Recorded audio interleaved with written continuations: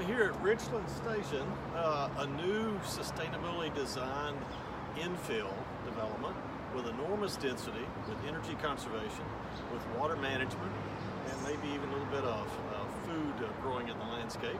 I'm going to show you some highlights of this site to show you again how residential developments can integrate green building features and sustainable site features. Okay, this residential site also is very intensely water sustainability focused. There's a variety of practices as we've observed in other discussions.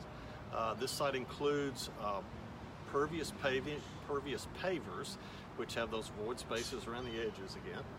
It has small rain gardens and large bioretention systems. Of course, all these homes are energy efficiently designed. So let's pan around and let me show you kind of how all of this is integrated together.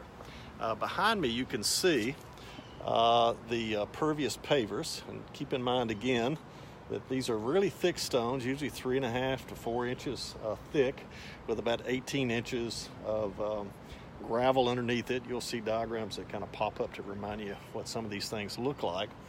And you can see that they also do have traditional storm drains built into their street, but what they're trying to do is to get water in the ground first.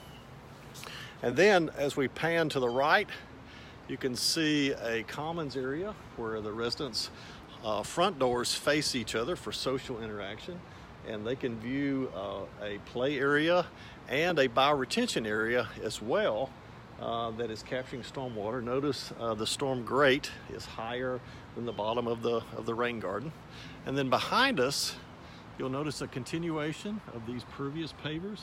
Those two alleys behind us go to the rear entrances of the home, which include the garage entrances. All of the social and primary entrances for interacting with their relaxation areas face each other.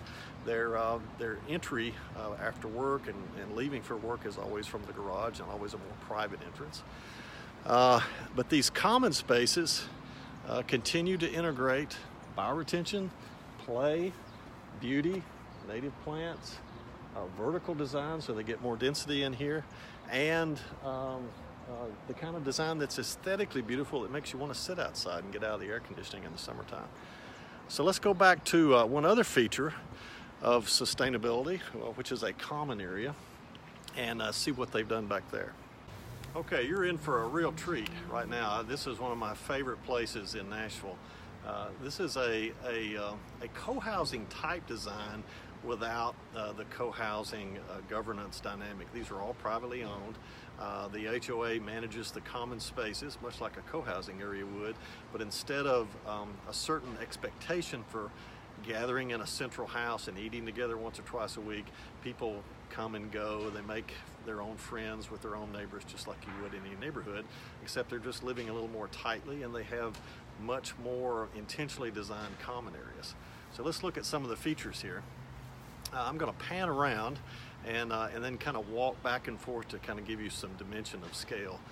So I'll pause for some quiet to allow some images to pop up to remind you what you're looking at as well.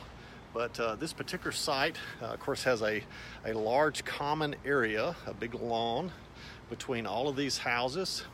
And within that big common area is a large bioretention basin that all of these houses drain to.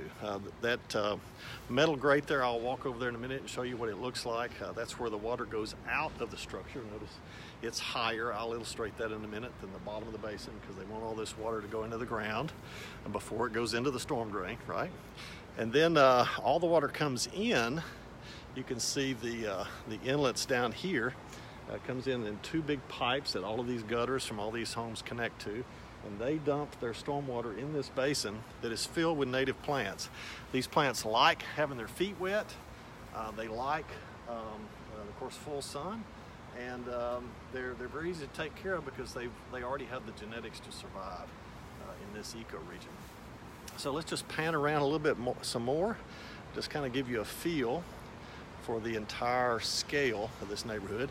Notice the beautiful landscaping, some with native, some with plants that are not invasive, but that were introduced to the area. Notice all the common spaces where people can sit and see their neighbors and enjoy each other. So let me walk down And just kind of for scale, kind of show you how deep this structure is. It's kind of hard to miss it. You can also see, let me pan down a little bit more. You can also see a pipe, an entry pipe right here. I'll point that out. And you may not be able to hear me as I get further away from the microphone or from the Bluetooth. It doesn't work as well. Entry pipe. See how much lower I'm getting now? There's another entry pipe. Beautiful mulch. And then over here, this actually rises. There's a grate and a storm drain that allows the excess stormwater to go in.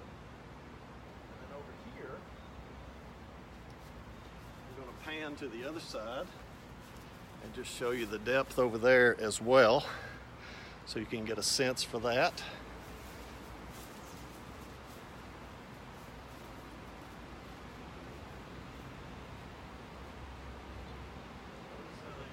Notice how they use rock to slow the water down as it comes out of the structure.